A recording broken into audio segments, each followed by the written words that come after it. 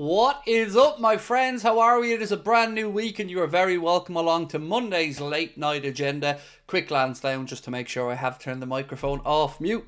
Lovely to see you guys, as always. Appreciate you being here with me. Tonight we're going to give you some of the leaked stuff from the Adidas Liverpool deal, which was confirmed by both the club and Adidas today. So we're going to give you a little look at some of the merchandise that we know is going to be available, and it is tasty. We're going to take you through our thoughts ahead of the game, of course, tomorrow night. Fair to say this is the biggest game of the season so far? For me it is, and I'm very nervous about it, I can't lie. So we want your thoughts on that one as well. We're going to put up a couple of bits and pieces tonight around the situation with the contracts, Liverpool being linked to HUIJSEN very strongly, KERKEZ, Cody Gakpo back training, and lots of other bits and pieces. Of course, do feel free to keep us up to date what's gone on the Newcastle West Ham game. It was currently 0-0 just before I jumped on. And yeah, look, for me, tomorrow's the biggest game of the season so far. I mean, we will maybe have and hopefully have bigger games as we move on, but tomorrow is a massive, massive one. And tonight we're brought to you thanks to our sponsor Surfshark as well. I will play that ad in a while, but for now, just want to say hello to everybody. And again, appreciate all of your support. Jay Muse, lovely to see you in the chat, my man. Thank you for reaching out to me last night, and I was glad we could figure this one all out as well. So yes, there was a membership I need to say thank you to. LFC Tom. Tom, how are you, my man? Thank you for becoming a member as well. Appreciate you. Had a very interesting chat earlier on today. Myself and Connor had a meeting with another platform. Now, not about leaving YouTube. That's not going to happen. But it was an interesting conversation. So watch this space in the future. We're still having a little think about it. And I wanted to ask you guys something for tonight. I guess let me get the first poll of the night up. And the good thing about polls is, by the way, everybody can still contribute to the polls and that. So even if you aren't a member and you can't comment, you can absolutely post on the polls. So let me just get this question up. Okay.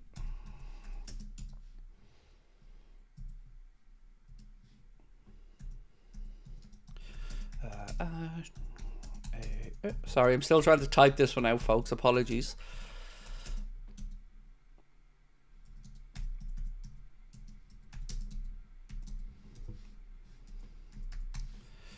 Cool. Right, so the question I'm going to ask you is, if we beat PSG tomorrow, or at least if we get through the tie, I want to know, do you want us to break from tradition and do a watch-along of Aston Villa against Club Brugge on the Wednesday? Now, the reason we're going to ask this is because, of course, we would play either of those sides. We will play the winner of that tie if we progress through. So it feels sensible to us to do a watch along of it, but we wanted to put it to you guys because, of course, it is your channel. So if we get past PSG, we're going to be streaming on Wednesday anyway. So I guess we just want to know, do you want us to do the watch along of our potential opponents then if we get past PSG? So let us know in the comments. Daniel, welcome to Anfield Agenda FC. Daniel Hazi. Romy, welcome to Anfield Agenda FC. Romy Grazi, appreciate your support. And Guilherme, welcome in as well. Guilherme Bourget. Excuse me if I've mispronounced. But yeah, it's not OnlyFans. Oh God, no, it's not OnlyFans. I don't think you'll ever see me on that platform, to be fair. I know it isn't all about tits and ass, but yeah, very unlikely you're going to see me on there.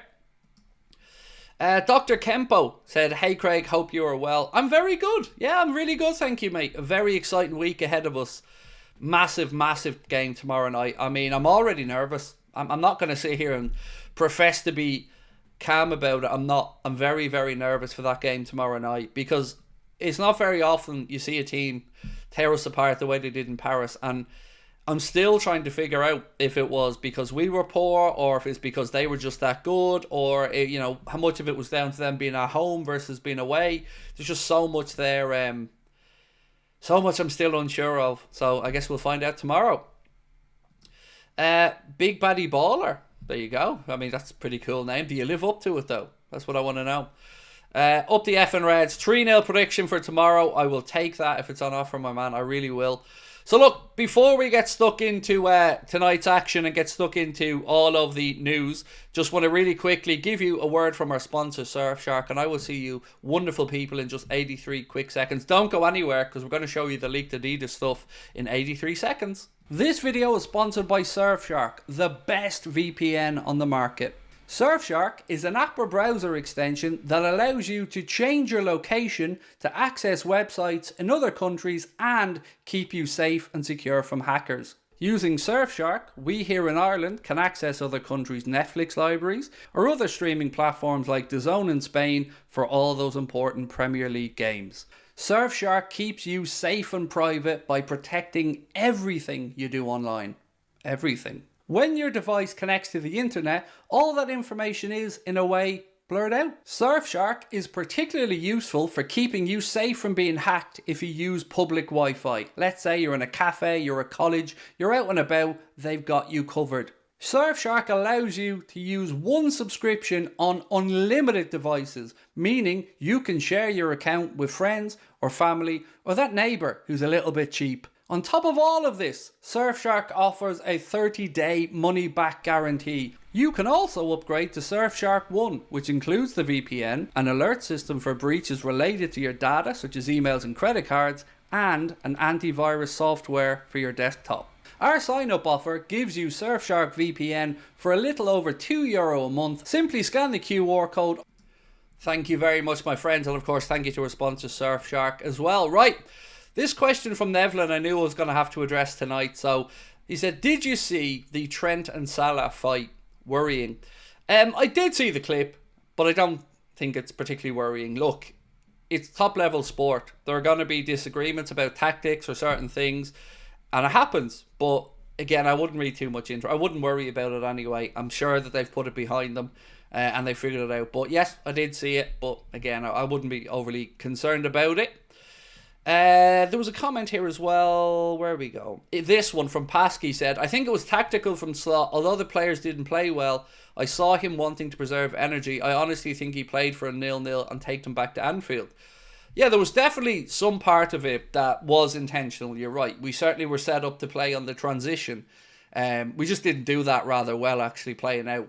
So I get where you're coming from, but I guess we'll find out tomorrow, right? Because I expect Liverpool to be a lot quicker out of the blocks tomorrow. And of course, the power of Anfield behind everybody as well means we're going to probably see a different Liverpool there tomorrow night. But I tell you what, I'll take a similar outcome, no matter how it comes about. And we know if we keep a clean sheet, it's job done. Mid-March and still no conclusion to the contracts. What the F are the club doing? Said Stevie Boy. So what you've seen now is people start to say, Stevie Boy, I wonder if with the Adidas deal being announced as August the 1st, will we see the contract announcement then? And the answer is absolutely not, because that would mean that the lads would have started pre-season without any contracts. So that isn't going to happen. But on the Adidas thing, I mean, let's kick off with that one tonight, because I did promise when we came back from the ad we'd be going into it. Liverpool posted today to, I guess, let us all know about the worst kept secret in football. They said Liverpool Football Club and Adidas have agreed a new multi-year partnership that will see the sportswear giant once again become the club's official kit partner from August the 1st, 2025. Now, you're probably thinking August the 1st? Yeah, it is a little bit later than normal. But I think it's because Nike are going to want to rinse every cent out of them seeing Liverpool lift the Premier League trophy and a few other bits. So it's going to be from August the 1st, meaning you're probably not going to see these shirts until, well, properly see them until a pre-release, maybe a couple of weeks in advance.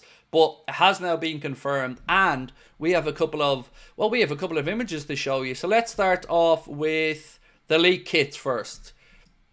These are what we believe, and what Football Headlines believe, will be the 3 Liverpool shirts for next season. Now, football shirts are always a personal taste. For me, the home and the green one, I will be queuing up to throw my money at. That green jersey at the end is one of my favourite shirts that I've seen from Liverpool in a very long time, and it's begging me to put the Champions League badges on it. So I'll be a buyer of that one and the home shirt. But I've got to say, if the one in the middle is spot on, for me, it's a little bit too Manchester United-y. Just a little bit. I don't really like the black, as an example, on the logo, or on the standard chartered. So I do have concerns about that one. But the home shirt and the green shirt, personally, I will be all over. I think they're incredible. But don't think we're finished yet. We're going to move on in a minute to show you some of the retro stuff that we believe is going to be on offer as well when this partnership with Adidas kicks in. Nomad said, just take my money. I'm the same, bro. I'm the same. The playing chicken with players' loyalties is what's going on, said Hex. Yep. And I think there's some validity to that as well, mate. Mukarab, Ali, welcome to Anfield Agenda FC, my friend. Appreciate you. Nick said, I bloody love all three. Right, so if you had to rank them, which ones? Again, I'll bring them up on screen really quick. If you had to rank them 1, 2, 3, let me know in the chat what's your favourite, what's your least favourite, and what's in the middle. So if I rank them, I'd go the green one, number 1, the red one, number 2, and then the white one will be number 3 for me. But again, it's a very good first effort from Adidas, and I love that we have the trefoil logo and a different variation of the badges as well on each of those kits. But that green shirt will be buying 100%, said Stevie Kirkman. The third is a piece of art, best Liverpool kit I saw in ages, said Guilherme. Mukarab Ali said red one, the green one, then the white one. 3-1-2 for Steve Kirkman, so the green one first, the home one, then the second one. I like what you've done there with the 3-1-2, very to the point. Guilherme said first one is the third kit, second one the home kit, and the third the away kit. So is there anybody who thinks the white one is the nicest of them all, as an example? Because I'm not sold on it. It's not ugly by any stretch, and it does remind me of previous Liverpool shirts that we have had in the past. But I'm not a big fan of white jerseys. Maybe it's because I'm fat, I don't know, but not a huge fan of the white shirts. Red one is peak Torres era, love it. Definitely. I think, is it 8-9 or 9-10? But I know the one you're on about, and you're spot on. It is very, very... I think it, look, if you bring it up again, I think it definitely, you can see from the curved lines going down the from the shoulders all the way down to the bottom of the jersey, that definitely is reminiscent of that Torres shirt with the collar that you're thinking about. 100% agree with you. Platy said 3-1-2, so the green one, the home one, then, or the green one, excuse me, the home one, and then the white one. Red, green, and white for Just Henry. I don't like the shield on the white kit. Yeah, it's very Manchester United-y. That's what I agree with you, man. It's very Manchester United-y. Jay Mew said Torres was exactly what I thought of. Green one is special this year. Well, for old folks like me, wait till you see the retro gear. And this is just a little sample of some of the retro gear. But I think you're going to like this. Well, I certainly do. Let me bring it up and show you. So that is some of the retro gear rumoured to be being re-released from Adidas. Now that green and white shirt on the top left-hand corner is one of my favourite Liverpool shirts of all time. 1996. Reminds me of Robbie Fowler, bleach blonde hair. That shirt I will be buying in a heartbeat, along with the t-shirt underneath it, and probably everything there except the image beside FH I'll probably be looking at, because that reminds me of some of my favourite Liverpool apparel. So yes, that is a little sample of what we believe to be getting re-released under Adidas, and I cannot wait, folks. I'm absolutely buzzing. Cal said, hi Craig, hope you're well, mate. Have you seen the supposed spat between Trent and Mo? Yeah, I have. Don't worry about it. That's all I'll say. Look, if any of us have played in sports teams, we've all fallen out with people on it, but it doesn't matter. You make it up, you go out there on the pitch and you get the job done. And both of those gents will no doubt be ready to go tomorrow night, so I wouldn't worry about it. Guilherme said, that jacket is mine the day it's out. Yeah, I've got to say, for me, mate, the top right hand corner, everything on the top row actually pretty much, and that t-shirt underneath the green and white shirt, everything there will be in my basket and getting ready to be bought 100%. Mukarab Ali said, look, I think Mo made a joke and Trent took it seriously, but Mo even went to apologise at the end of the clip. It'll be grand. It'll be grand, honestly. I wouldn't pay too much heed to it or be overly concerned by it. Will you be wearing the lucky red hoodie tomorrow? Yep, it's ready to go. I made sure it was washed, cleaned, all good to go for the game tomorrow. 100% I'm wearing that red hoodie, because as you said, man, it is my favourite and my lucky hoodie. Cal, thank you, mate. Cal Downs for joining Anfield Agenda FC. Appreciate you. So we're checking in on the poll, and remember the question I asked is, if we get past Paris Saint-Germain tomorrow, do you want us to do a watch-along of Aston Villa against Club Brugge on the Wednesday? Because if we get past PSG, we play the winner of that tie in the quarter-final.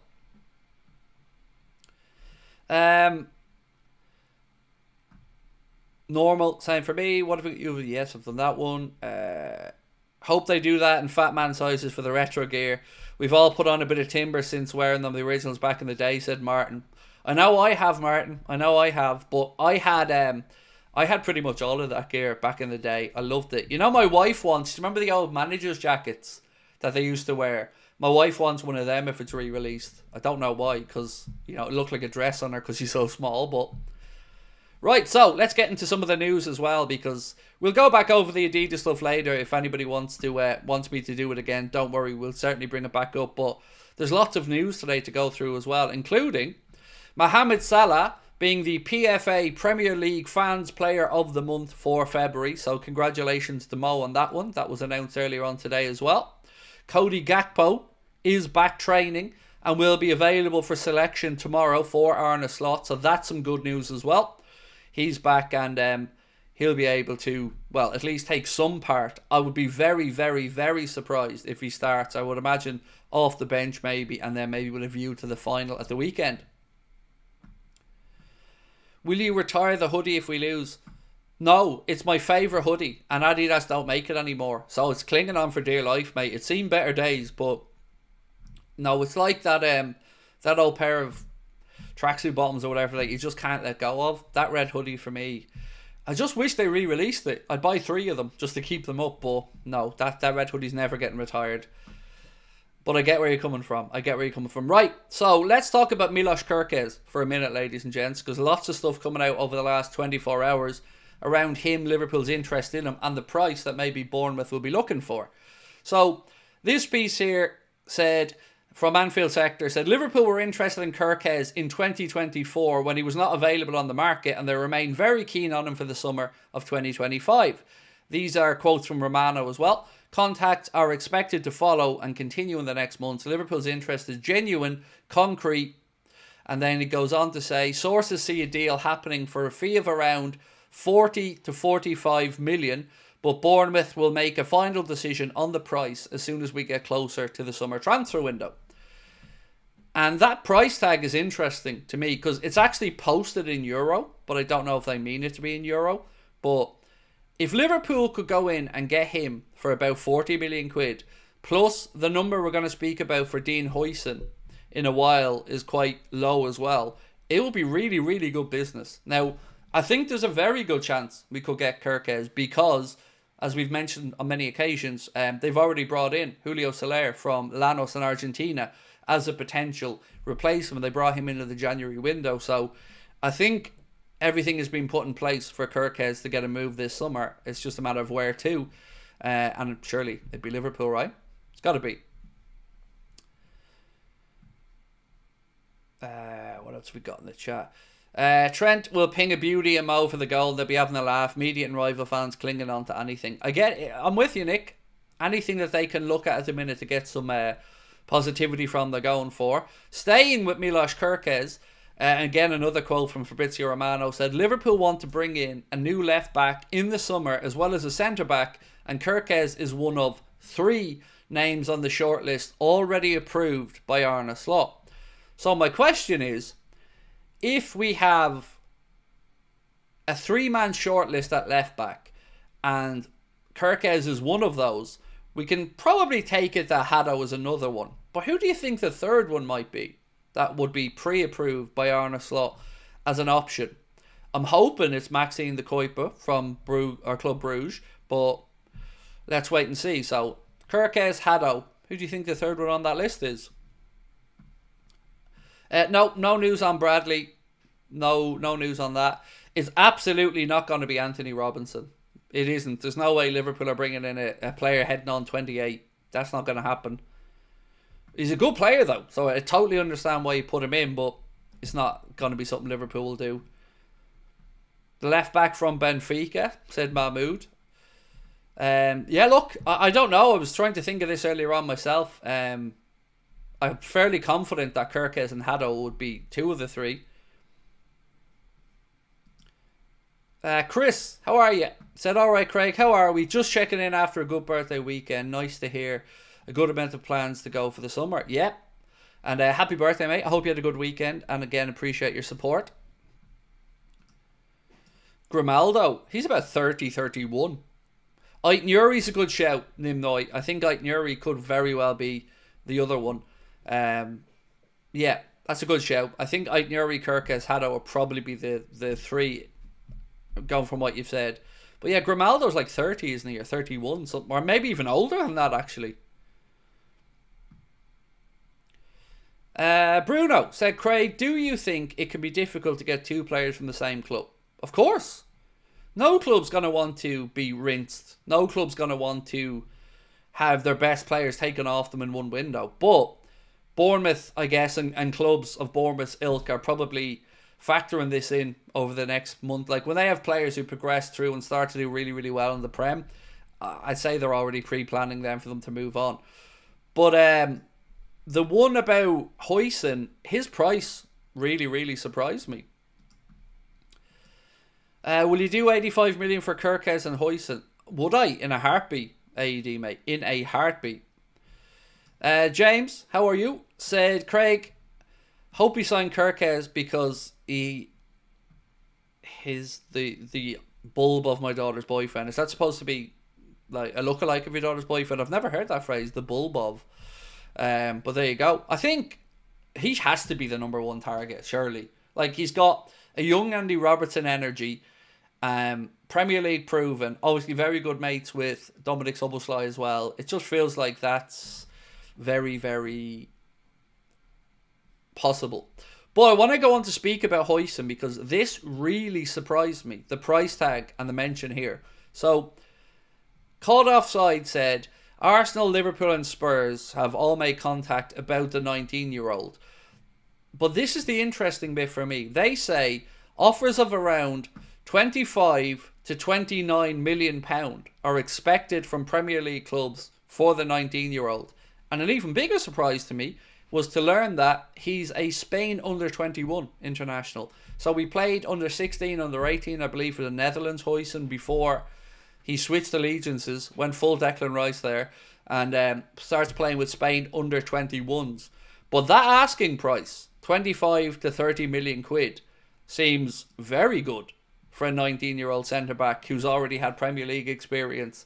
So if you're talking about a potential 75 to 80 million pound deal for KERKEZ and Hoijsen, I think that would represent really, really good value, personally.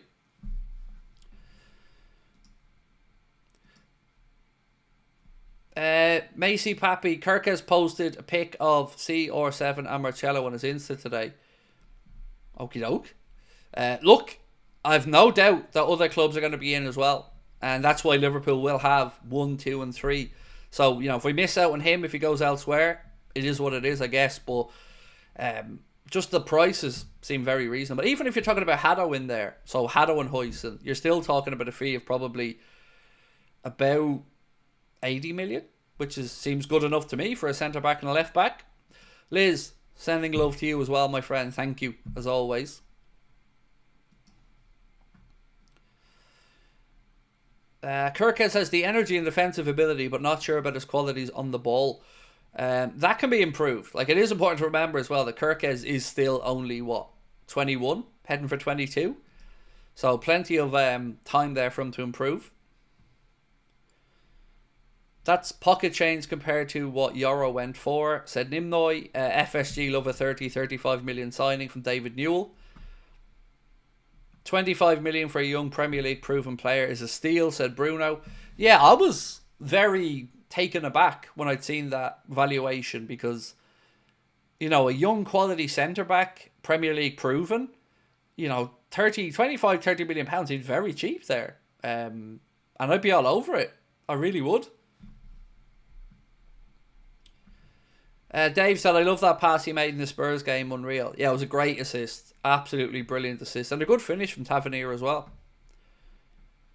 Muckarab said, Craig, he also got rid of the mullet. Well, that's the most important thing, isn't it? Because we can't have him coming in with a mullet if he comes in. So to see he got rid of the mullet, yeah, I was fully on board with it then.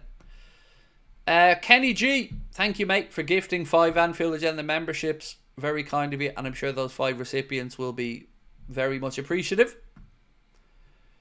Right, so I want to just give you an update on this.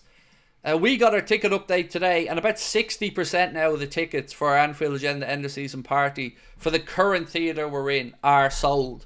So if you are thinking of coming, again, thank you. We hope to see you there. And to those who've already bought their tickets, we really appreciate your support. You can get your tickets with a link in the description or in the top of the chat. I was really surprised to see we've done 60% of the tickets for the theatre we're in already, which is incredible. So thank you. Now, the good news is we do have the capacity, if it sells out, to move into a bigger room. So if you're hanging off a bit later or whatever, I'm sure there still will be some availability. But again, just wanted to keep giving you those heads up.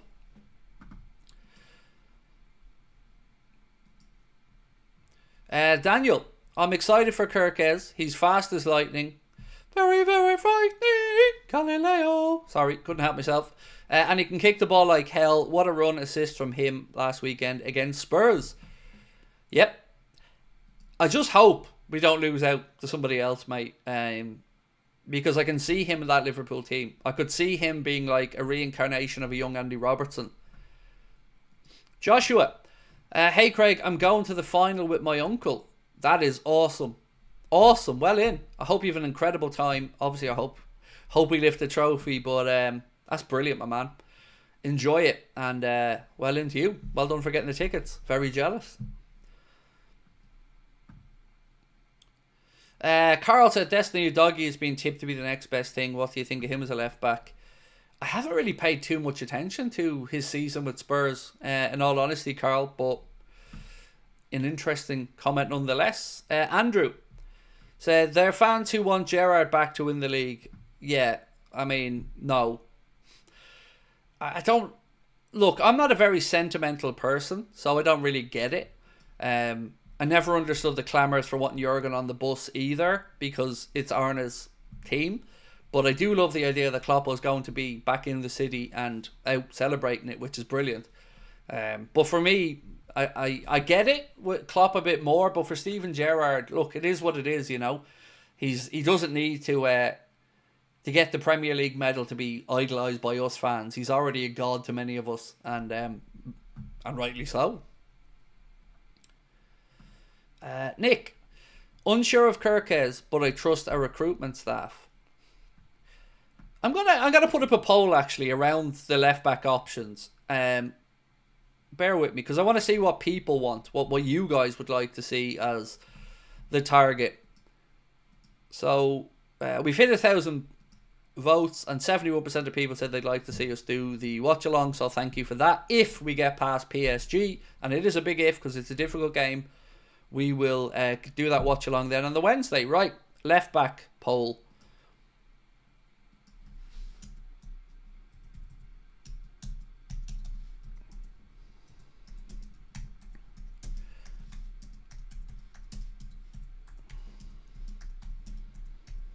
Right, so I need one more name because we're going to go KERKEZ. We're going to go Hato.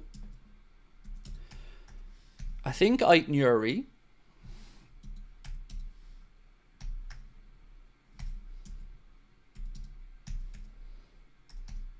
I need one more name. Who's the other option at left back? Give me one more name to put into the poll. No, we won't be getting Lewis Hall from I don't think Newcastle are going to want to sell Lewis Hall, to be fair. And they already paid what? Didn't they pay like 30 million quid or 40 million quid for him? I'm trying to have ones that are going to be a realistic target for us. Robinson ain't it. Again, I can only tell you this so many times. There is no chance in hell Liverpool are spending 40 million quid on a 28-year-old left back. Valentino Barco, he hasn't done it, Carl. If Liverpool really wanted him, they would have got him before he went to Brighton, and he hasn't really done particularly well at Brighton, has he? So far. The Kuiper is an interesting one, Philip, but I've not seen the link. Frimpong's a right back, and also wrong for our system. Come on, I need some more. Nuno Mendes. Yeah, let's try Nuno Mendes then. Is he the left back from Benfica, or is he from somewhere else?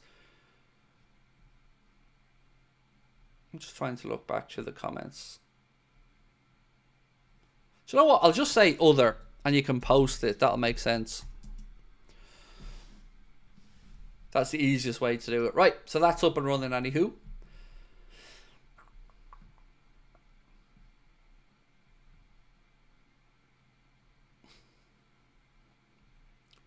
Right. Sweet. Byron Webster, welcome to Anfield Agenda FC, my friend. Appreciate you. Right, well, you guys are having a little vote away on that. I'm going to take you through some of Arne Slot's thoughts from the press conference today ahead of the Paris Saint-Germain game. You've probably seen the images, by the way, but PSG are in Liverpool. They did arrive earlier on. So Arne Slot, speaking about improving, said, I wasn't surprised with their performance, speaking about PSG here. I watched them a lot and I was impressed with their intensity. They're such a complete team. Since last Wednesday, some people said we played poor. They played tremendously well. But I do think we can do better. We're a better team than we were last week. And that is something we have to do tomorrow. Speaking about being involved in big weeks like this, PSG game, then the cup final, this is what Arne had to say. Not particularly this week, but many things why I wanted to be Liverpool manager. You would expect us to be in these kind of moments at Anfield. You expect to compete for every trophy. It's nice, part of the season. There's pressure every day. This is what we like, otherwise we wouldn't be in this environment. He said, we hope we'll have more of the ball, but again, you saw them playing. They are intense without the ball, which led to them creating a few chances, but took the ball away from us. But in the 87th minute, we played a long ball. They were open. When I watched the game back, I saw a few moments where we could have had chances if we did that better. The thing is, did they exhaust us a bit more than I wanted? Constantly pressing us, and if we don't get the ball, you're too tired to make a perfect execution. That is why it makes sense to have the ball a bit more, and hopefully it opens up the game. I don't agree with people who said we were poor. Doesn't give the incredible PSG performance the credit they deserve. Excuse me. And on defending the lead, this is what Arne had to say. We tried to win every game. What we tried to do last week wasn't our intention to be so low defending. We want a different game and our intentions are the same. We didn't want a draw. We want the ball as much as we can. We do take confidence from our home game against Manchester City, but better than it was away from Manchester City. They had 27 shots, but it was not that all 27 were amazing saves. He made 2 or 3 incredible, but most were outside the area. So, a few words there from our manager. There's also 5 Liverpool players who are at risk of missing the quarterfinals if they pick up a booking tomorrow. Just to confirm for anybody watching, those will be Harvey Elliott, Ibrahima Konate, Alexis McAllister, Andy Robertson and our captain Virgil van Dijk. So if any of those gents picked up a booking tomorrow, they would miss the first leg of a potential quarterfinal. Right, let me dip back into the chat and see how everyone's feeling. Hope you and your family are well. We're good, thank you, Carl. Yep, all good, my man.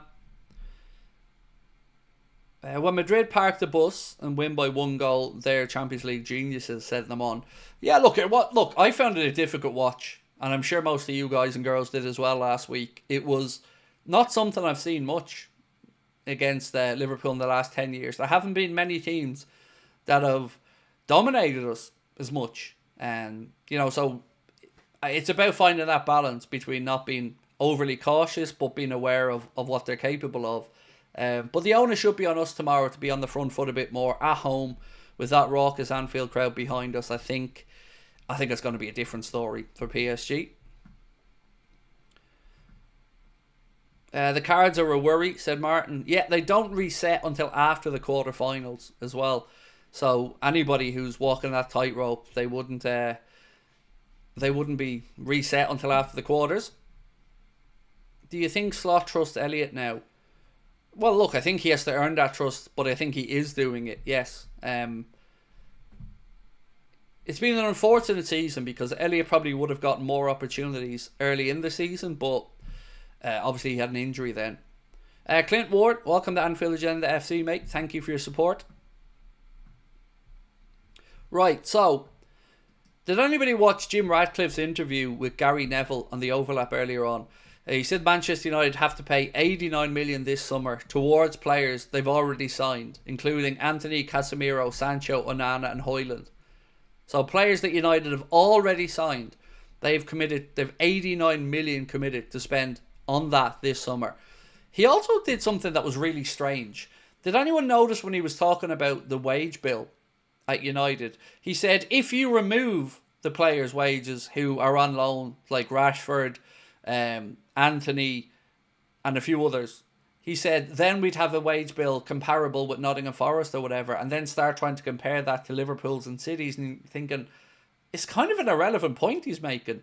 Like, the wage bill they have is still the wage bill they have. You can't just go talking about injured players or players on loan and removing their wages and then saying, well, we have a mid-table squad. The whole thing was very weird. But imagine having to pay up 89 million quid for players. That, look, every club will structure payments across for players, but if you look through that list of players there, Anthony, not at the club at the minute. Casemiro, at the very end of his time, really. Sancho, again, not at the club at the minute. Onana, well, performing decent enough for them. And Hoijsen, 89 million committed. That's a lot of money.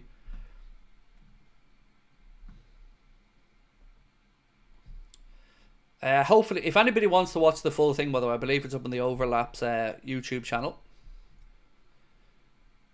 Why did we sign Chiesa for? The bloke never gets a look in. Paul, I think we've all asked that question, mate, so many times.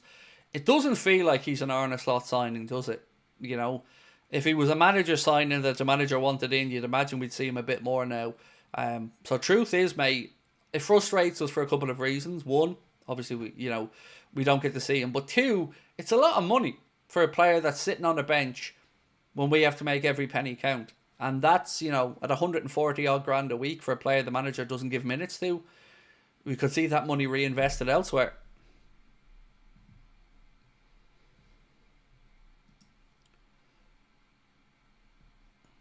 Did you see the breakdown of Manchester United? Its debts. Not all of it, no, but it is a mess. He said Manchester United would have run out of money if they hadn't done what they did by the end of 2025. Now, this is one of the biggest football clubs in the world, generating a load of cash, but they've been so mismanaged financially and with the repayments that they have to do. Jim Ratcliffe said United would have run out of money by the end of 2025. That's nuts.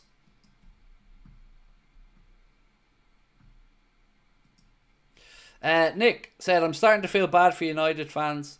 No. Yeah, I'm not. Not there, mate. No, I'm not there, personally. It is weird, though, looking at the Premier League table this late in the season and seeing them as low as they are. Like, all the way down there in, what are they, 14th? Something like that. Can someone explain to me how the wage bill is so high at Liverpool? I don't get United, City and Chelsea or less. There's a lot of us that don't understand the wage bill properly, Carl. So I can't be the one that explains it to you because I don't fully understand who it covers, exactly what it covers, but it is it's gone down, I believe, from previous years, but still high. But again, we should be able to service that money. If you look at the money that Nike brought in, the numbers that came out last year meant that Liverpool earned £122 million from the Nike deal in that season. Now, the Adidas deal, the numbers are kind of shrouded in a bit of mystery here. They haven't even given the length of the deal. They just say a multi-year deal. But I can't imagine we'd have signed a deal where they believe they're going to make less money from a season where we're being very competitive and winning stuff. So that would surely mean that any future kit manufacturing deals would have to be on the other side. So you would have to imagine Liverpool are looking upwards of 120 million pound for this Adidas kit deal, if it's successful, of course. Now, it is a deal that I don't think is a straightforward one. I think there's lots of incentives in it. But it'll be interesting to see a financial expert talk about the numbers that may be involved.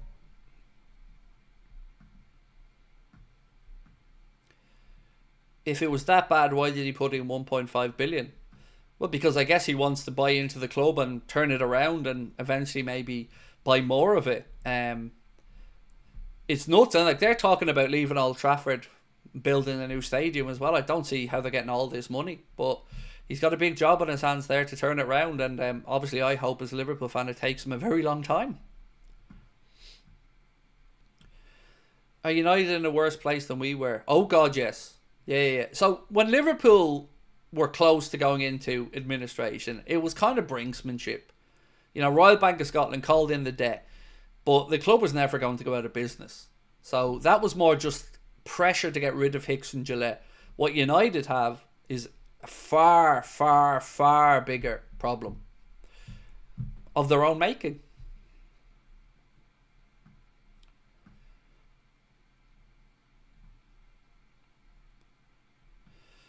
He said he wants their new stadium to be like the Camp Nou or the Bernabeu. Well, it's got to be financed from someone as well, so let's see. I mean, look, Spurs Stadium, I would say, is the best one in the Premier League currently. I'm not saying it's the best atmosphere. Obviously, Anfield's special to us, but if you're looking at it purely just from a stadium build perspective, you'd have to say that's the standard. I did watch an Everton fan coming out of one of the first games in their new stadium saying that it's by far the best stadium in the Premier League. It's like, it is, and it's arse the best stadium in the Premier League. He's obviously not been out to Spurs gaff. Ratcliffe said Amram's doing an excellent job in circumstances. What do you think? He's got a shit squad. Like, let's be honest about it. So, what's a good job in that scenario? I don't know, in all honesty. I guess if you're a United fan, Clint, you're looking at that and thinking, are you going to see progression? Does the team buy into it? Are you going to see signs of it working out? And, you know, they have dug in on occasion to grind out results, like the draw against Arsenal. But look, I've said this when he came in, I'll say it again. Ruben Amorim's a good coach, and it's going to take a while for him to get the squad to where he wants it to be for the formation that he wants to play and seems intent on playing. But right now is a piss poor United squad.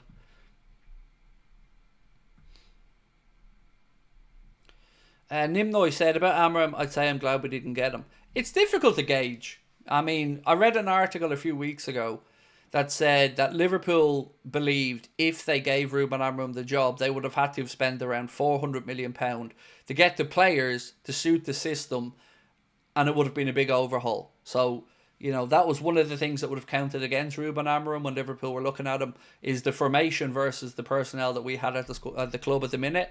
And again, that's understandable. But I think we can all say, for all the criticisms that I and many others have had of Hughes and Edwards and FSG, they got the right man.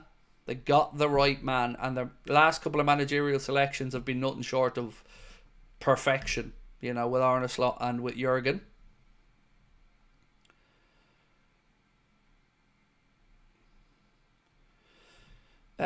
Trent speaking about Liverpool and Adidas, he says, wearing Adidas again feels like a homecoming. The brand has been part of Liverpool's history. Well, hopefully Trent's around next year to wear it. Hopefully he's around to wear it. Right, what else we got? One sec. Okay, Arne Slot said, this is probably the most complete team we faced so far with regards to PSG. They're probably the richest club. Maybe there is one richer club a bit further out. They have so much quality and a great manager. Craig, what player in your era do you wish we'd signed in their prime? Yours is Yari Littmanen. Fernando Morientes would have been one I would have loved in his prime at Liverpool. Yari Littmanen's a great shout as well. Fantastic footballer. What other ones have we got a bit late? Don't know. I don't know, because we don't usually bring it. Like, McAllister is a name off the top of my head. James Milner, another one that you could have put in at any time and probably would have done brilliantly. And they did do well when they were here. McAllister's an interesting one as well, because he made a huge difference. And he had a huge impact on Steven Gerrard as well. So, yeah, McAllister's probably another one. As in Gary McAllister. What class is Sabrina competing in the bodybuilding competition? I think it's not geriatrics, but I can't remember, Liz. Do you know what I mean? Seniors? I don't know. It's over 40s anyway. That much I'm aware of. Right, let's check in on the poll. We asked, pick who you want Liverpool to sign. KERKEZ, Hato, Aitnuri or other. We're heading towards 700 votes, but do keep voting away if you haven't so far. Was that Harvey? Yep. Whenever he hears a dog barking outside, he makes that noise to get out. which means he's back to himself, which is great. So I'm more than happy for him to be barking because he's back healthy and feeling like himself, and that makes me happy. Petter said, thoughts on Palmer's recent dip in form? I don't really have any, to be honest, mate, other than I'm glad I don't have to listen to the crap about him being better than Salah or whatever. You know, I don't really pay much heed to Chelsea, Petter, as you can probably imagine as a Liverpool fan, but it is what it is. You know, it's not our problem, so I don't really think about it. Can I bring Harvey on camera? I've done it loads of times. Not at the minute because he got an ear infection and stuff, and I'm letting him do his own thing. But yeah, we've brought Harvey up on camera loads of times. Not a fan of it though. You know, he tries to eat everything.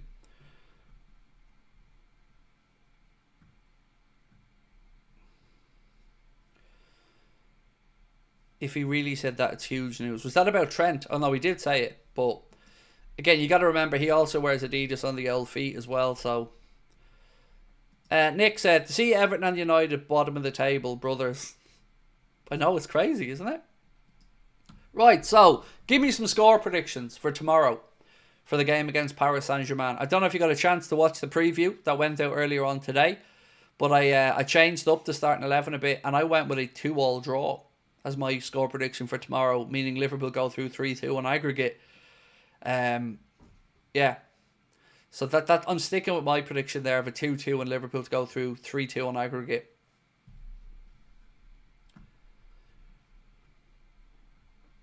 2-1 tomorrow. Mackett and Dom on the score sheet for Pasky. 2-0 for JSR 12. Rory White's gone 3-2 to the Reds. Jay's Mighty Red Army 2-1. Michael Manning 2-1. Mark Bell 3-1. While you guys are typing them in, I again want to address anyone that's watching this stream, maybe wasn't with us yesterday. Excuse me. The reason that the chat is on member only chat is to protect me. So as I've said before, it's been really difficult over the last month or so with some of the toxicity that crept into the chat, particularly on a match day. And I don't mean people just abusing me. I mean people coming in just being negative for the sake of it. So we thought we'd go to member-only chat, at least for the time being, to see how it gets on and hopefully to just perk me up a little bit. Now, I am aware that this is something that people are going to be disappointed with, and I totally understand. We're going to make sure that we can do a couple of streams each week that are free for everybody to comment on. So we'll turn off membership chat once or twice a week for a couple of streams. But this is just to look after me, basically. So I appreciate your understanding of it. And of course, we don't do these things lightly, but we've always promised our content will be free. It always will be. With this one, though, I just got to look after myself and be a little bit selfish. And I'm really sorry if that is disappointing to some people, but it's for a good reason. And I hope you understand where I'm coming from. Right, so some more score predictions. 3-1 for Mark, 3-1 for Carl, 3-0 for Clint Ward. I take that one. Muckrab 2-0, 2-1 for Hoarder.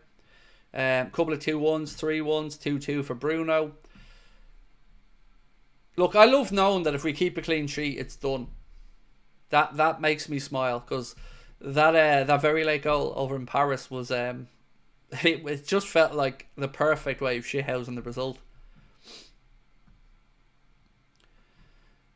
Ian said, I owe you an apology from Saturday. No, you don't, Ian. Nobody owes me an apology from Saturday, mate. I was I apologised to Ash publicly yesterday. I don't know if you've seen it, but that was, Saturday was a tough day, mate. So please don't feel you need to apologise to me. Never, Ian. I know you well enough from the streams, mate, that, sometimes we all get a bit heated in the moment. I definitely do. So all good, my man. Much love. Pasky said, God, no pens. We need to win at 90. Yes, I agree with you on that one, mate. We don't want this game getting dragged into to extra time. God, no. Especially with the final coming up on Sunday. David, welcome to Anfield Agenda FC, my friend. Appreciate you. Rory said, no worries, Craig. Always look after your headspace.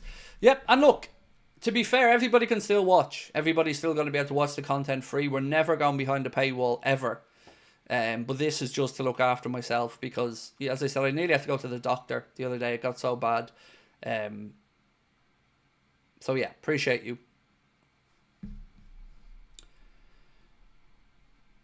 What on earth actually happened? I wasn't here on Saturday. It just, look, you've probably noticed in the last few months on the watch-alongs, some people have come in and they're negging on everything. If we're not winning after 10 minutes, they're moaning. If something happens, they're overreacting. And it's not people I recognise. So that was the thing for me. I know most of the names in the chat that I see regularly.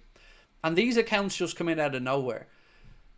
And it was getting to a point where people were unsubscribing because they hated the toxicity in the chat. People were frustrated by it as well.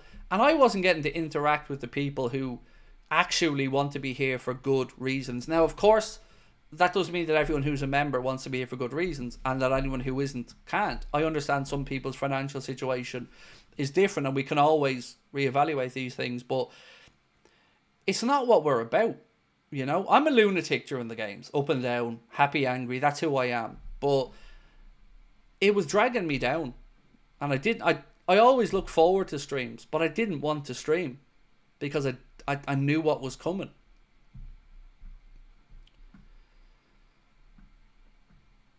Adam said, alright bro, hope you're good. Thinking of getting a ticket to the show. I'm a guy who likes my food. Is there any available on site? Oh mate.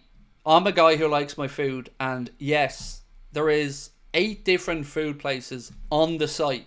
Have a look at the Blackstock Market website, mate. There's a drone video that flies through the facility. There's an Indian place, I think. There's a pizza place. There's a burger place. There's, I think there's a vegetarian vegan place. There's a street food place. There's a dessert place. Yes, it's an incredible venue. There's 5 different bars. There's a whiskey bar. It's amazing, honestly. The facility is absolutely out of this world, and that's why we keep going back there for our shows. They had an 8 million quid overhaul, and it's just a sensational place. So yeah, loads of food, mate. You won't be short to grow, I promise you that.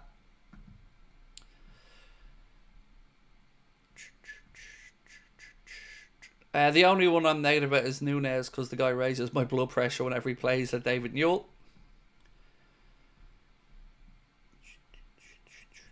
Yeah, so Adam, I hope you can come along, mate. And yeah, if you do, we'll talk afterwards. But I think he'll say to me, yeah. Even just look at the website, man. Look at Blackstock Market website. As soon as you open up the website, you'll see a drone video flying through the place. It's class. And it's only gotten better since then as well.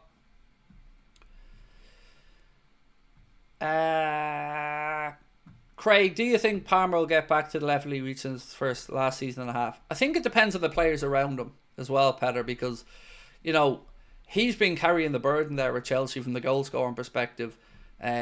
So I think he just needs players in and around him to be contributing a bit more as well. Mukarab said, Craig, I notice it's all the time with Trent. He'll make one mistake and the rest of the game be great, but at halftime it's all Trent's head's already in Madrid. Yeah, it is. And it's the same with Darwin.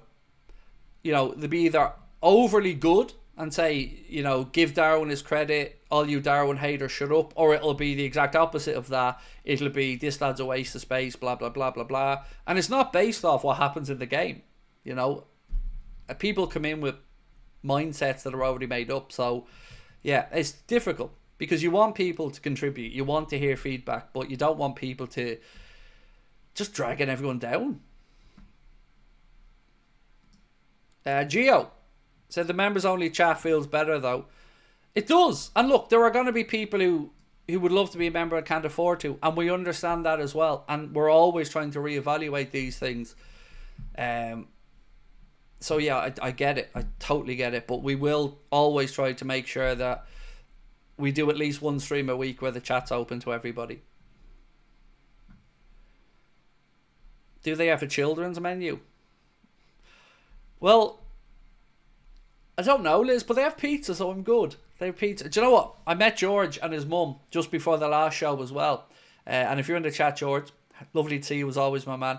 And George was sitting there tucking into something that I couldn't stop thinking about for the whole show. I think he had some chicken tenders and stuff, and it looked absolutely amazing. And yeah, I was thinking about it the entire show, in all honesty. It'll be interesting to see what the chat's like tomorrow, though, for the game as well. You know, it'll be the first member-only chat we have for the game. CMR, welcome to Anfield Agenda Ultras. Appreciate your support, my man. Really do. Thank you. Clint said, I'm desperate for Darwin to do well. Think he's such a character. Seems really good guy. We all want him to do well. Even when I have my moments where I'm shouting at him, everybody wants him to do well. The reason I got so worked up about Darwin on Saturday, Saturday, was because if that had have been a red card, and again, I have to say if, because it didn't deserve to be a red card, but they talked about it on Ref Watch today, and they said it was the lack of force in the kick that probably made it a yellow and not a red. But even the fact that he did it just makes me think he hasn't learned his lesson from the previous red card. And that would have been, if he had have got a red card, the League Cup final he'd have missed. He would have missed then the Merseyside derby against Everton. You just can't be putting yourself and the team into those predicaments for no reason. So yeah, that was what wound me up. But on the other side of it, obviously second half changes the game for us. Gets a very, very good goal. Top quality centre forward play. Lucho gets to the byline, and that movement from Darwin across the front of the 6-yard box was clinical. It was brilliant. And then, of course, wins us the penalty as well. So we need that from Darwin. The Darwin that won the battle to set up Elliott over in Paris. The Darwin that is able to do what he did. But to do that, we need him on the pitch, and we need him keeping his head. Craig, what's your opinion on the new boxing promotion with Dana White? I'd be lying if I said I didn't have concerns. I don't know anything about it, David. No idea of it in any way, shape or form. I haven't seen it. So yeah, sorry, I can't give an opinion because I really don't know. Mark's gifted a couple of memberships. Thank you, Mark. Jason Morris got one of them. Nice one, Jason. Always lovely to see you in, my man. King Winter Soldier, how are you, bro? Lots of love to you as well. I'm a fellow Craig. I just want to say thanks for all the content over the years. My pleasure, my man, and thank you for being with us, my fellow Craig. Petter said, prediction is PSG 2-1 and Liverpool to win on penalties. Thoughts? My heart couldn't take that tomorrow, Petter. Between that and then having to sit through the nerves of it all, and then the extra minutes in the legs, yeah, no, I couldn't sit through all of that, mate. And I don't want us losing at Anfield either.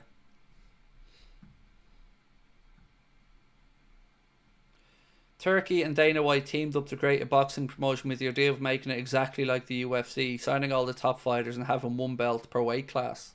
Huh.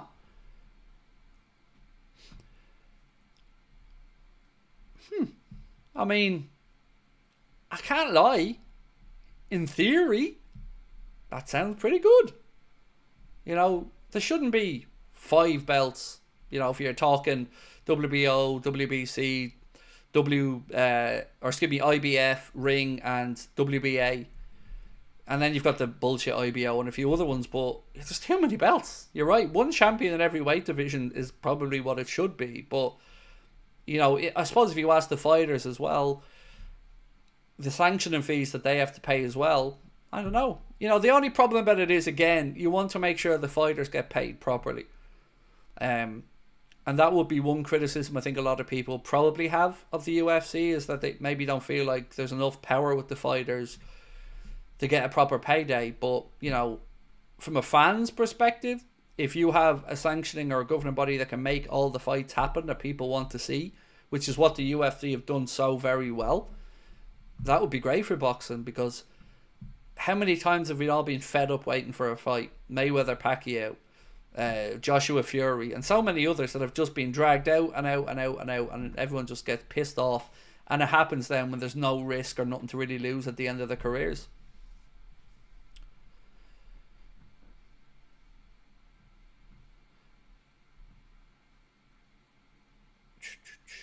I'm up early on Wednesday morning. I can't handle a late night with penalties tomorrow, said Cam. Mate, my heart couldn't handle penalties tomorrow as well. My God, it's nuts. Right, so I'm sure a lot of people are coming in a bit later. I'm going to go back over the Adidas stuff. I'm going to show you firstly Well, we got a confirmation today from Adidas and Liverpool that from August 1st, Adidas will be manufacturing our kits. Here's what we believe to be the 3 kits leaked on Footy headlines. The home one, obviously the red one. The green one is a work of art, in my opinion, with the Ultrafoil logo. And then you've got the away shirt there in the middle. So they're believed to be the 3 designs for Liverpool's kits coming out next season. So we were asking for people's opinions on those. And then some of the retro gear that we have got a little wink and a nudge to say will be re-released are some of these beauties here. The 1996 gorgeous shirt there, the green and white chessboard one, Robbie Fowler bleach blonde hair look, and then a couple of those training tops and t-shirts as well. We believe that they're all going to be re-released when Adidas come back on. David said, been watching for years, keep up the good work, plus I totally agree with you most of the time. Do you know what?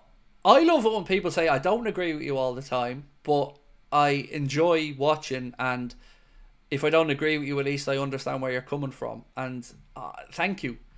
You know, I never think my opinions are always the right one. In the heat of the moment during a game, I get very snarky at times, and I don't like that side of myself. I don't like myself when I'm biting back at people like that, but I'm an emotional dude, you know, and as I've always said, I can't have one side of me without the other side, but I try to limit the side that I don't like as well. But thank you, David, I appreciate your support.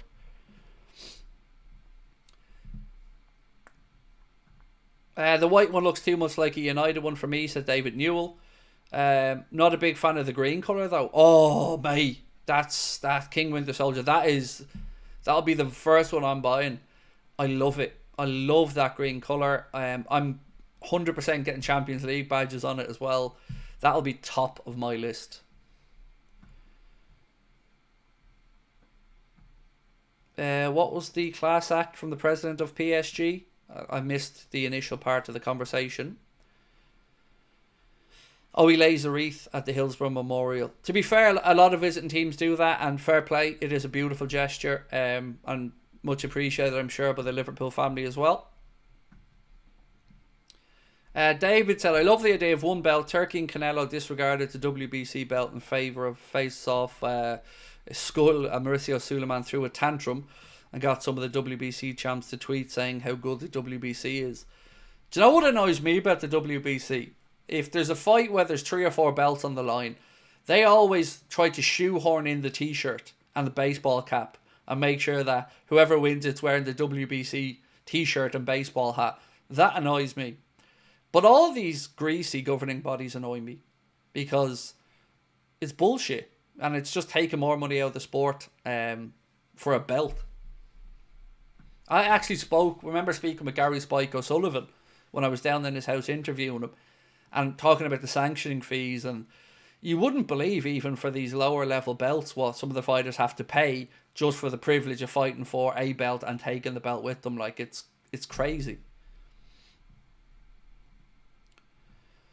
Did you see the Trent and Mo clash? Yeah, but why are you worried about it? It's bullshit. Not at you, mate, sorry, but I mean, people disagree on stuff on pitches all the time. They didn't come to blows or anything. They're both pros, heat of the moment stuff. If it even was anything, I'm sure it'll be grand. I wouldn't be worrying about it at all.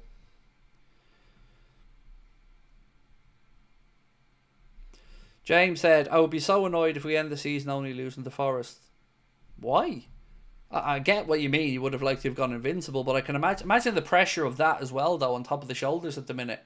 So I think in a weird way, it might have been a blessing in disguise to have lost that game, because look what we've done since. Yeah. So for me, you don't want to lose any game, but it kind of is what it is. Is the game on TV tomorrow? Amazon Prime for the UK viewers, I believe. I'm not sure around Europe or elsewhere. In Ireland, I'll watch it on Premier Sport tomorrow, but I believe it's on Amazon Prime.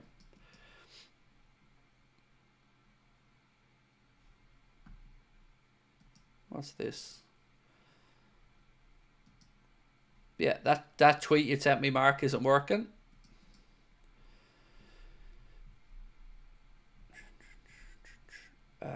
Arsenal fans would have had a complete meltdown had we gone invincible. I know, but they're gonna have a complete meltdown anyway because that's what Arsenal fans seem to do these days.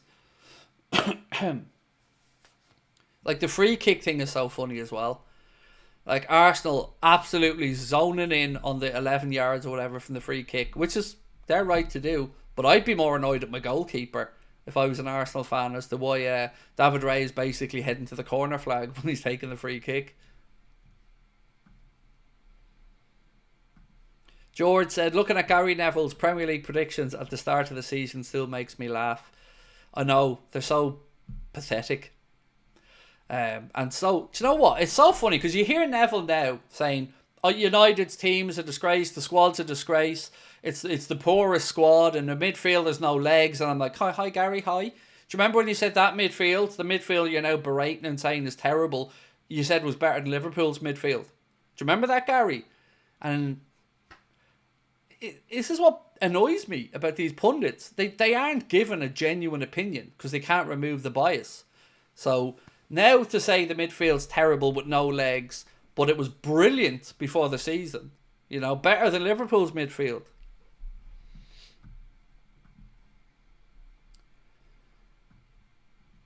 Nothing would make me happier than Arsenal giving us a guard of honour. Yep. Actually, I seen a stat yesterday. So who do you think's the most fouled player in the Premier League?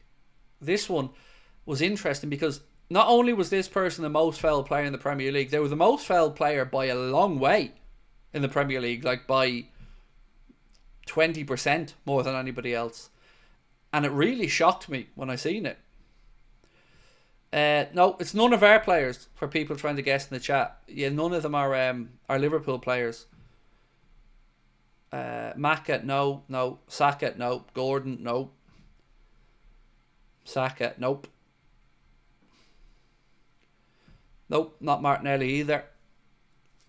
It was Bruno Guimaraes. Bruno Guimaraes of Newcastle had been fouled, I think, 80 times in the season. And the next highest was like 59 or 60. That surprised me. Never, ever thought it was going to be Bruno Guimaraes. But yeah, I was looking at it on Sky yesterday.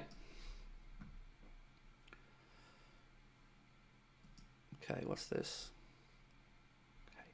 Oh, okay, so these are shirt figures from 23. So here's the amount that each club made from shirts in units and in revenue. So Liverpool topped the league in the Premier League for the most shirt sales and the revenue from them. So Liverpool shifted 1.81 million shirts with a total revenue of £113.8 million. Next was Manchester United, who sold 1.8 million shirts with a revenue of 113.3 million.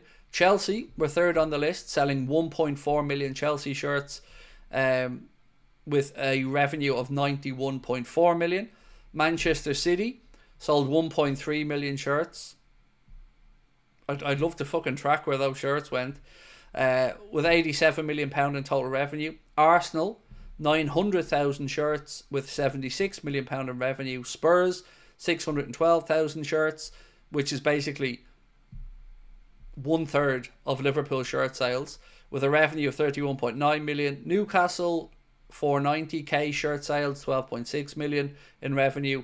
And then you're down to Everton, West Ham, Villa, with tiny amounts compared to. So you can see the gap there from Liverpool down to even Arsenal. Liverpool sold twice as many shirts as Arsenal. So again, you can see the Reds are an attractive proposition for any of these manufacturers.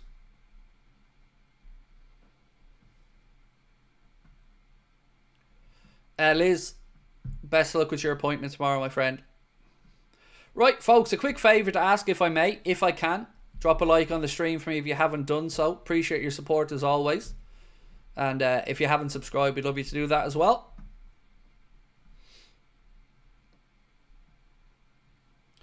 Have you seen a big increase in members joining since you went members only? Well, it's hard to say. This is only the second stream. So, but have we seen an increase in them? Yeah, of course, that would be expected. We've also seen an increase in memberships being gifted, but again, small sample size here of just one stream, so difficult to really look into it.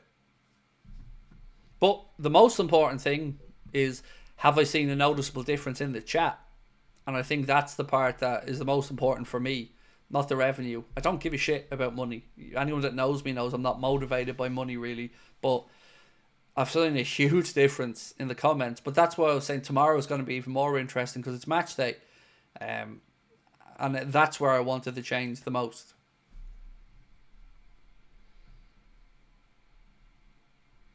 Casper said, I honestly prefer talking to United fans than Arsenal fans these days. I dread the thought of Arsenal winning the league. Well, I'm intrigued to see what business Arsenal can do. And they've actually agreed a deal to bring in the Atletico Madrid sporting director to replace Edu. I'm sure you've probably seen that one today as well. Pasky said, as selfish as this sounds, so much better, members only, less trolls, great people, and Craig more happier. Yeah, I feel so much more connected to everyone in the chat because I know that it isn't full of toxic little arseholes who are coming in to try to bait me. I agree with you most of the time because, like me, you know what you're on about, and I love the way you call the owners out. Just beautiful. Thank you, David. I wish I didn't have to call the owners out, mate. I really, really do. And I'm hoping beyond hope that this summer is one that I have nothing to complain about, you know, because all I want is the manager to get backed properly, because I don't want this to be a league title that again becomes 1 in 7, 8, 9 years. I want us to build on this, and you know, at least with what we're seeing mentioned for the summer or potential of the summer, it looks intriguing. But again, you got to come back to say contracts, because whatever we do in the summer, if you don't get the lads' contracts renewed, I think it's leaving us too much to do in one window to be competitive again next year properly.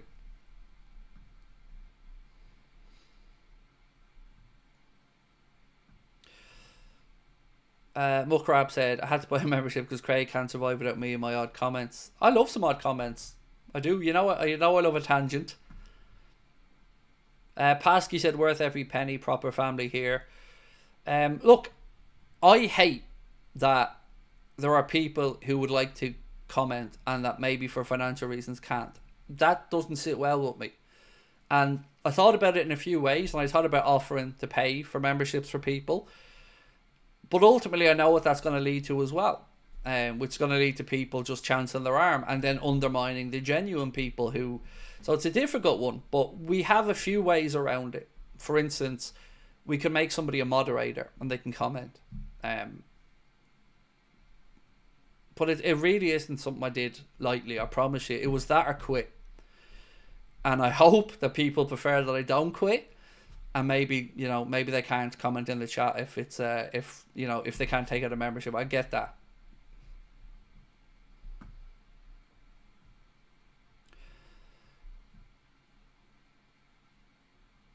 James said, there's nothing that annoys me more than people say you can't support the club when you're not from that area. I know.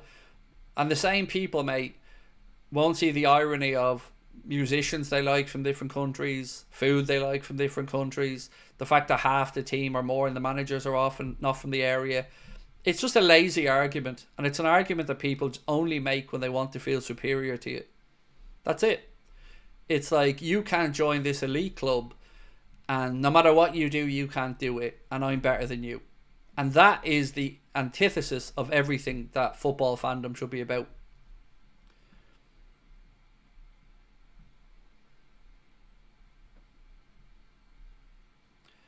Craig, you just turn the chat off during match days because that's what most of the trolls about. Look, I'm not saying that normal nightly streams are always going to be member only. Definitely, I want to get to a point where after the international break, maybe we can just do it on match days, make it member only. But for now, with the fragile mental state I've been in, I need to look after me, and that's the way I can do it for the minute.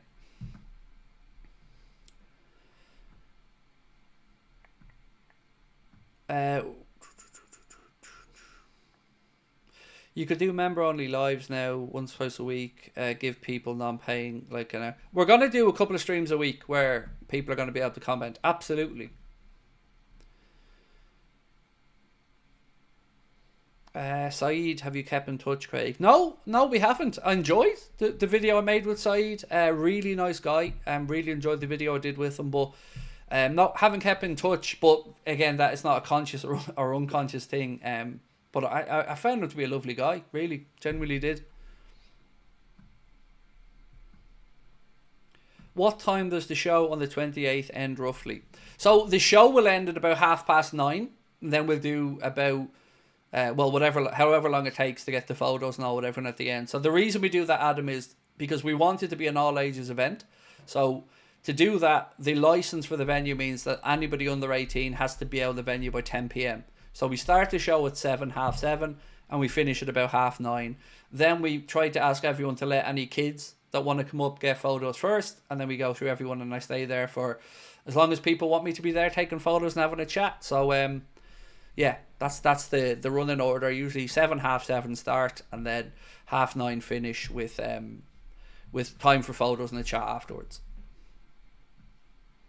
And again, if anybody wants to get their tickets or doesn't know the venue, it is the Hot Water Comedy Club, Blackstock Market, Liverpool. Even if you don't want to come to our show, or you can come to our show, I would highly recommend a visit if you're in Liverpool at any point. Even just to go in, it's free to go into the food markets. It's brilliant, and it is an all ages event, and we're going to have fun. We are going to have fun, and I hope you can come along and see. You can get your tickets with the link in the description of this or pinned to the top of the chat. I had a feeling you were checking out trains, Adam. Yeah, that's another good thing as well. But I can't wait. I'm so excited about it. It's going to be... I'm hoping we're in the Champions League final, in all honesty, but even not, to actually be able to come on. Because they did a show in August in Liverpool and in Cardiff, and we were talking hypotheticals. We were talking about what can we expect this season from Arnott and the lads, what's realistic. And now we can come back in and talk about a league title. And I'm going to do it with, some people who were part of this channel's history, with Steve, Jack and Chris, and of course Connor, at a venue that's like our home in Liverpool that we love doing, and people are so nice to us there. I can't wait. I'm so excited to be coming across and just having a fun night.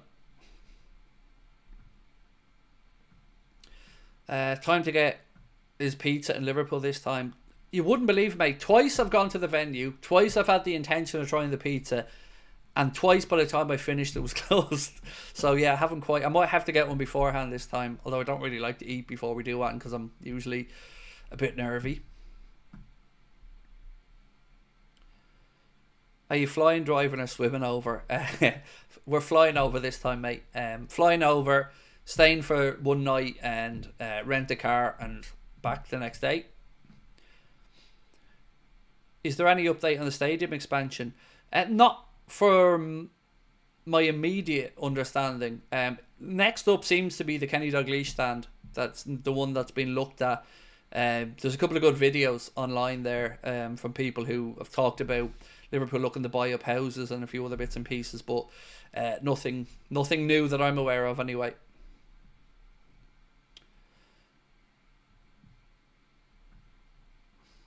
Joshua said way better than Red Men. Well, look, it's not for me to say or not, mate. All I'll say is, I think as fans, as Liverpool fans, we're lucky. There's a lot of different content for lots of different types of people with lots of different personalities, lots of different thought processes.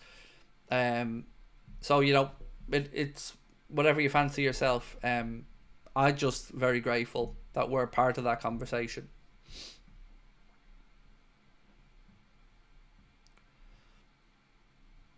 I really hope the game we clinch the title is at Anfield. An Anfield pitch invasion would be awesome to see. Yeah, I mean, I hope we win it on the pitch, because the last time obviously we won it with I think it was in the Chelsea and Man City, and the players were watching it. But it'd be nice to do it ourselves on the pitch this time. Know that if we go out and win X game or Y game, it's done and dusted. That'll be incredible.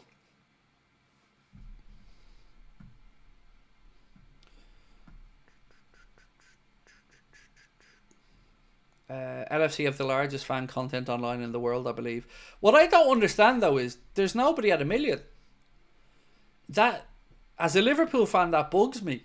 You know, so you've got Manchester United, obviously the United stand, they've got 2 million subscribers or whatever they have now. You've got AFTV then for the Arsenal fans, and they're over 1 million. I don't know what their exact number is. And then you've got like Redmen who were like 560 or something like that. Then us, and a few others. But Liverpool needs 1 million channel. So I hope somebody gets there someday. If it's us, brilliant. But if it's not, I hope somebody can get there. Will Chelsea qualify for the Champions League? I'd say so, Petter. You know, 5th place will get Champions League this season, and I think Chelsea will get it. The sponsor from Night to Adidas is great, being an Adidas fan. Oh, Sean, mate, I'm so excited for Adidas to be coming back. Buzzing, absolutely buzzing. You know, you've probably noticed from watching the streams, man, I'm an Adidas fanboy, so I know I'm going to get blanked from Adidas because, of course, you know, we're persona non grata when it comes to anything like that, when the club are attached to it. But God, there'll be nobody rep Adidas like we do on here anyway. I love the brand. Mary said, Craig, to us this is more than a Liverpool channel. Believe me, it's done a lot for most of us. I don't really think about that, Mary, because that would be, I'd feel arrogant to think about something like that. I can only speak about my personal experience, and from my experience, the channel and you guys have made me a better person and changed my life in many different ways. And it definitely is more important to me than football, 100%. It kept me in touch with the outside world during the COVID situation. It's given me the ability to achieve my dream, which is to buy a home for my family, and we're very, very close to that point now. I don't know, like,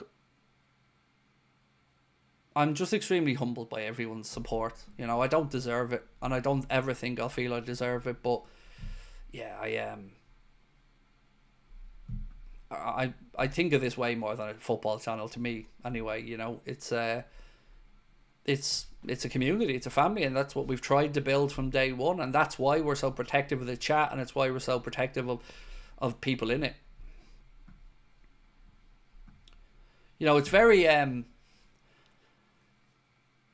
a very weird concept to think that maybe, you know, you play a small part in a people's daily routine in different parts of the world. Because, you know, I've been somebody who consumed content, and other people have been a part of my daily life.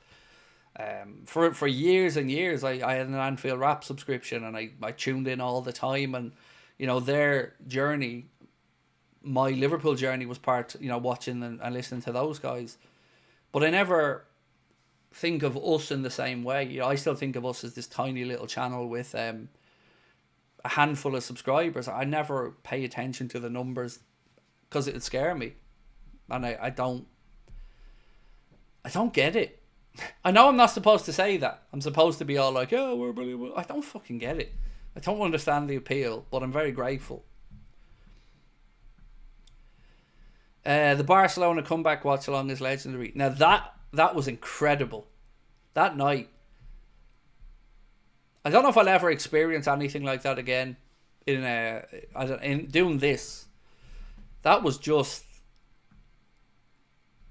everything. It was incredible. Like, what a night for Liverpool fans everywhere in the world to just get to see that. That'll live with me forever.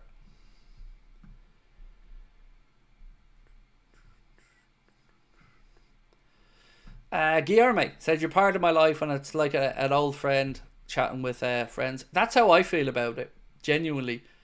I think of people as friends, not viewers or subscribers. I know that sounds really cheesy. I know it does, but I mean it. Even to my wife, I talk about you like I'm talking about mates.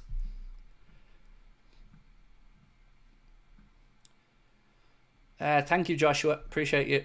Craig, in the part of my world, your nightly streams at 3:45 a.m. and I almost never miss any. Do you know how sweet that is to hear, and I mean that in a like loving way. It's nuts. It's nuts.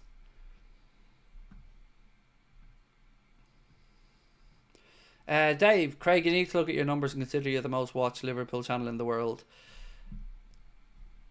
I don't know what to say about that, mate. I don't feel like I deserve it. I don't.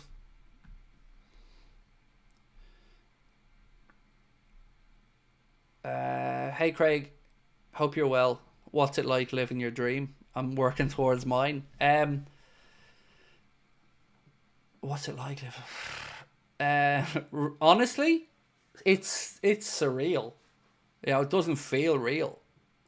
Every day I still open up the computer to do my nightly streams, and I still fear that nobody will show up or nobody will come on.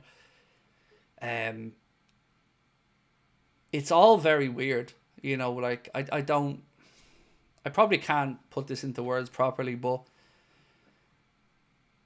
just the buying of the house part, that was the goal 8 years ago when I started, to try and get my life to a point where all the other shit that came before is irrelevant, because we've done this, and hopefully in the next 3 months, 4 months, that's done. And you know, if that happens after that, I've left something.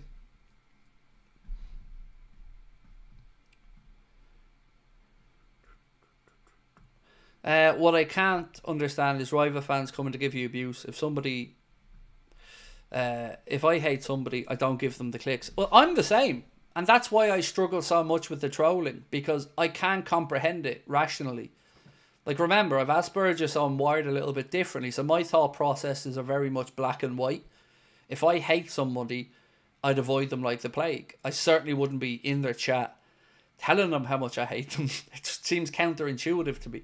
And also, the most important part of it is, if somebody makes me annoyed or angry or unhappy, I don't want to subject myself to something that's going to make me feel that way. And that's why these people are weird. I don't understand it.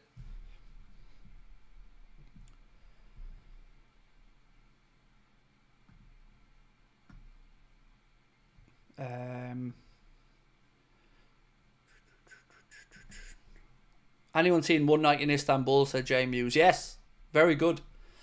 Very good. I mean, I went to a night with Rafael Benitez in Dublin a few years back, where he talked about everything at Liverpool. It was such an eye-opening even. He talked about zonal marking. He talked about the final in Athens, where they hadn't even got enough hotel rooms booked for that final. So Rafael Benitez and Paco were walking around the streets of Athens, and their wives were sharing the room. It's just some mad stories like that. You just think, how could this happen at a club the size of Liverpool and stuff? Frank, lovely to see you, my friend, from Australia. Love to see you in.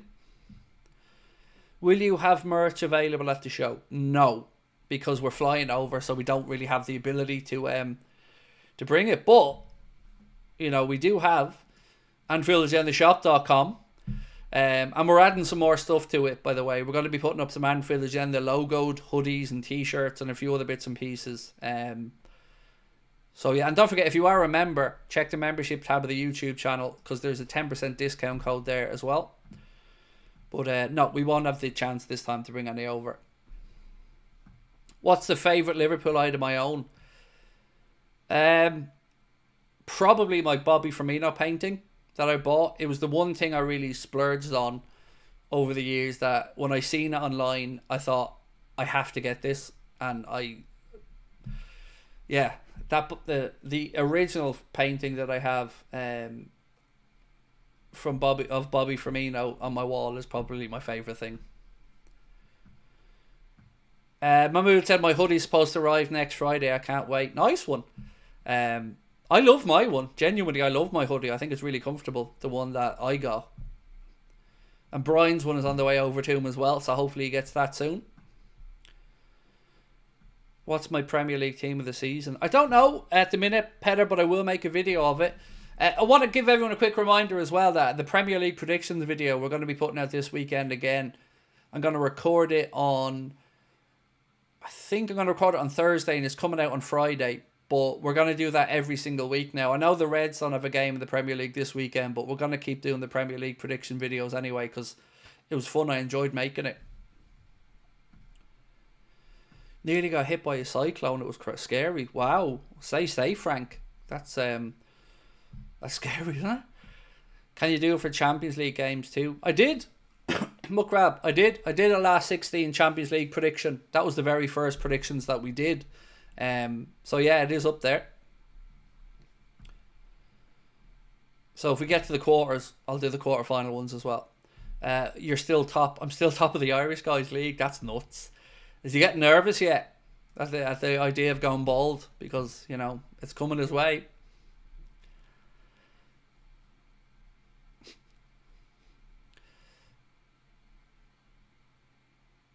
Even the idea of people having an Anfield Agenda mug and stuff in another part of the world makes, like, George sent me a picture of his Anfield Agenda mug and his Where's the Money John mug on his mantelpiece in his house, and I just, stuff like that is just, it's surreal, you know, to think people in another part of the world have their cup of tea in an Anfield Agenda mug or something like that. We should do like an Anfield Agenda con where we do a big meet up once a year somewhere exotic in the world or something. That'd be class someday. Who's gone through out of the Madrid teams? Do you know, I know Real Madrid are 2-1 up after the first leg, but I still think there's a bit of life in that tie. I know the second leg's at the Wanda Metropolitano, but I don't think it's going to be a straightforward evening for Real, but I think they'll find a way. And then I think they'll dismantle Arsenal over 2 legs. But, you know, in all honesty, I'm not really looking past PSG tomorrow for us because they deserve our full attention and respect because they played really well in Paris. So if we get through tomorrow night, I'll be a very, very relieved and happy Liverpool fan, and then we can start looking ahead to what's likely going to be Aston Villa. And if we do win, as I mentioned, we're going to do a watch along of the Aston Villa game on the Wednesday night because the winner of that tie would then be our opponents in the quarters. Dean, lovely to see you, Dean Jordan, my man. Hope you're having a good one. I'm worried about PSG. So am I, Mahmood. I really am. You know, looking back now, that late goal is so important. Like, I know at the time we were all like, oh, I'll take a draw. You know, but at least I was, the way the game was going, I'll take a draw. But now that I think back about it, that goal, that could be so important to us over the course of this tie.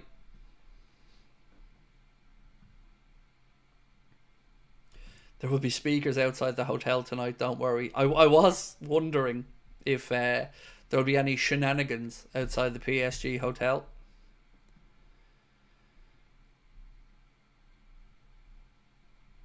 Angela, welcome in, my friend. Right, folks, I'm going to say goodnight and go grab myself some food and a chat with the missus. But tomorrow, 6:40, we're going to be starting for the watch along. Again, our live show is on sale. If you want to come and see us, you can get your tickets with the link. Thank you to our sponsor, Surfshark. Appreciate their support as always. And tomorrow the game's on Amazon Prime. If you're in the UK, in Ireland it'll be on Premier Sports as well. So look, thank you to everyone that tuned in tonight. Appreciate your support. If you're watching this back later on, let us know your thoughts in the comments. And yeah, much love, my friends. Drop a like for me before you head off if you can. And we'll see you tomorrow for, I think it's fair to say, the biggest game of the season so far. Much love and thanks for your time as always.